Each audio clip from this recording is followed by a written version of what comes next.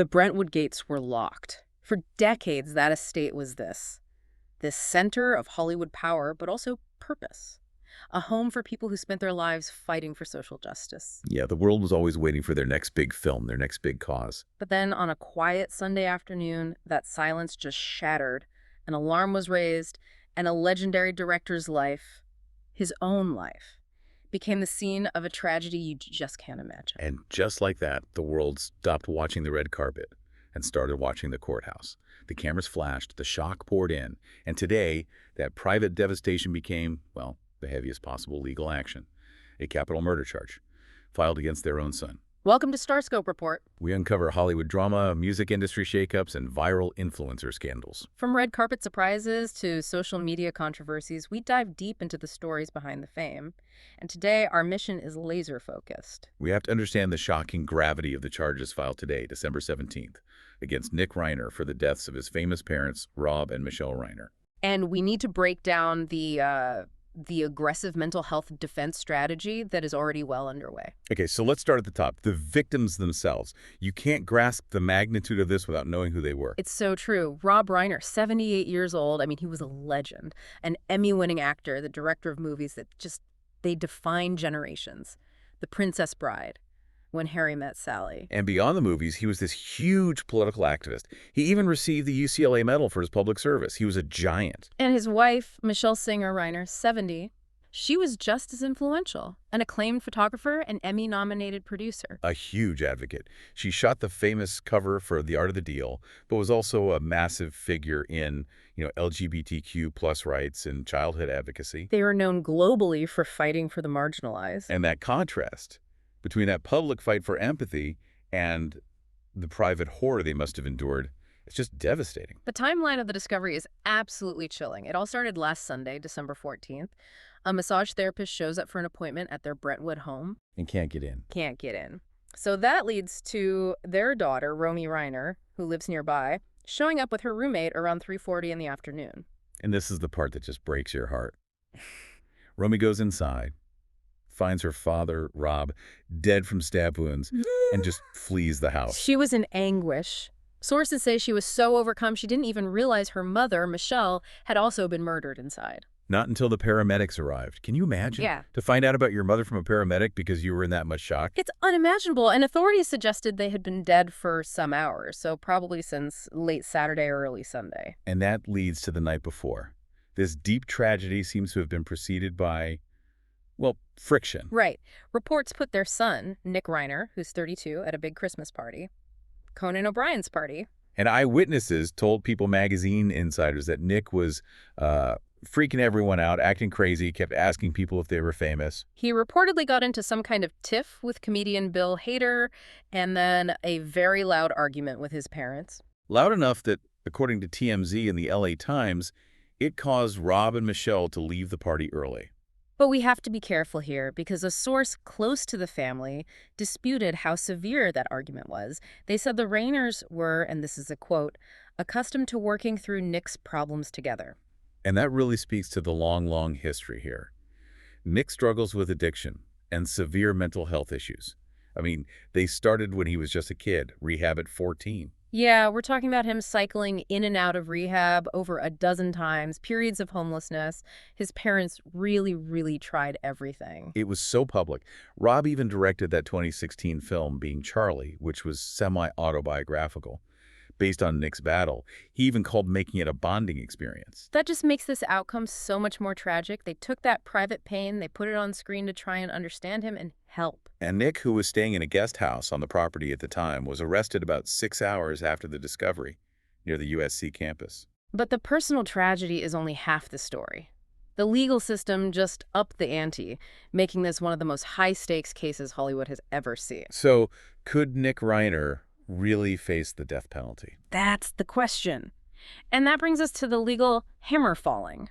The charges filed today, they are severe. This is where it gets really serious. The LA County District Attorney, Nathan Hochman, he formally charged Nick Reiner with 2 counts of first-degree murder. Plus a special allegation for personally using a dangerous and deadly weapon, a knife. And those 2 murder charges are bad enough, but the real key, the legal trigger here, is what they added. This special circumstance of multiple murders. Exactly. For you listening, here's why that specific legal term matters so much. A standard first-degree murder conviction in California gets you 25 years to life. Meaning, there's at least a possibility of parole someday. Right. But with that special circumstance tacked on, it mandates the absolute maximum sentences allowed in the state. No other option. It's either life without parole, LWOP. Or the death penalty. And that single filing instantly escalated this from a terrible murder case into a full-blown capital case. Which is where the politics come in, right? Yeah. Because the new DA, Nathan Hochman, he reversed the policy of his predecessor. Yeah. He's the one who brought back considering the death penalty for the most heinous of cases. But hold on, is that even a real threat? California has a moratorium on executions. The state hasn't executed anyone in, what, almost 2 decades? That is a fantastic question. Yeah. And the analysis really points to one thing: strategic leverage. A bargaining chip. The ultimate bargaining chip. The prosecution maintains the threat of the death penalty because it forces the defense's hand. They don't actually have to want an execution to win. So by putting capital punishment on the table, they create maximum pressure. They want Nick Reiner's team to take a deal, plead guilty to get life without parole, guaranteeing he never gets out, just to avoid the risk and the cost of a capital trial. It's about securing a permanent outcome without a long, messy fight. Exactly. It's all about pressure from day one, and that pressure is immense. And considering Nick's documented fragility, the defense is already fighting back hard. We'll dive into what that means and why he showed up in court today wearing a suicide smock. If you're keeping up with these Hollywood legal twists, make sure you're subscribed to StarScope Report. We've got more coming as this case unfolds. Welcome back. We were just talking about the immense pressure the DA's office is putting on the defense, so let's flip it. Let's talk about that defense strategy. Well, the first thing they did tells you everything. They hired Alan Jackson. He's a shark, a legal heavyweight. Oh, yeah. He's the prosecutor who successfully convicted Phil Spector. And more recently, he's defended people like Harvey Weinstein and Karen Reed. Hiring him is a signal that they're playing hardball right from the beginning. A high-budget, high-stakes strategy. And we saw it immediately. The first arraignment on Tuesday, it was just canceled. Jackson said Nick was not medically cleared to appear. And that wasn't just a simple delay, was it? Not at all. It was absolutely crucial. It bought them time to get their own team mobilized, to start their own initial psychiatric evaluations.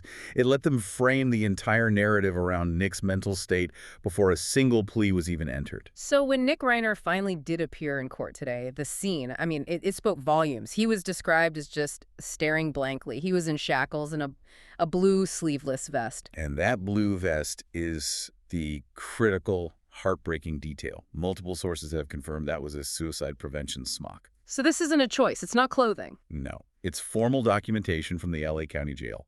It means they believe he is undergoing a severe psychological crisis or is an acute risk for self-harm. When you think about these big Hollywood cases, you expect suits, bravado, a show of strength. Like seeing him in that smock, it just instantly shifts the public story from villain to patient. And that shift is exactly what Alan Jackson wants. He declined to enter a plea today, got a continuance until January 7th. Every single legal expert agrees on this. The whole case is going to hinge on the defendant's mental state. Okay, so let's break that down because there are 2 main legal avenues here, and they're very different. The first is competency to stand trial. Right. And to put that in plain English, competency is about his mental state right now, today. The question is, can he understand the legal proceedings? Can he rationally help his own lawyer? And that medical delay, the suicide smock, it strongly suggests the defense is going to argue that no, he can't, that he's incompetent right now.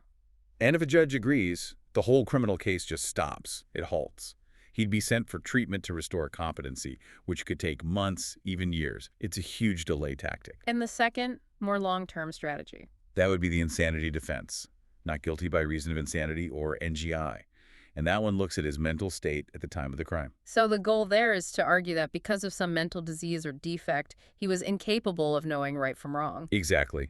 And we have to be clear, a successful NGI plea isn't, freedom. It means he'd be committed indefinitely to a state mental hospital. He avoids prison, he avoids the death penalty, but he isn't free. And it's a high bar to clear. Sources remind us that drug abuse on its own is not enough to qualify as legal insanity. They need proof of something much deeper. So Jackson is using Nick's documented fragility to build this complex, multi-layered defense. He's pitting the idea of permanent hospital confinement against the state's threat of death row. This is the battle that's going to define everything. And that leads us to a really profound thought to leave you with. Rob and Michele Reiner. They were tireless, lifelong advocates. They championed empathy. They fought for understanding mental health They struggles. fought for fair outcomes for vulnerable people their whole lives. So Yeah. given that, we have to ask you, the listener, how would Rob and Michelle have hoped this would be resolved? Would their passion for justice lean toward absolute accountability, or toward the kind of institutional care and deep understanding they fought so hard for? That is the tragic, unanswered question at the heart of all this. We'll be tracking every movement in the Nick Reiner case and all the major stories shaping pop culture. Stay tuned and hit that subscribe button so you don't miss what's coming next. You've been listening to StarScope Report, where we uncover the stories shaping Hollywood, music, and pop culture. Thanks for tuning in, and don't forget to subscribe for more stories that keep the stars shining.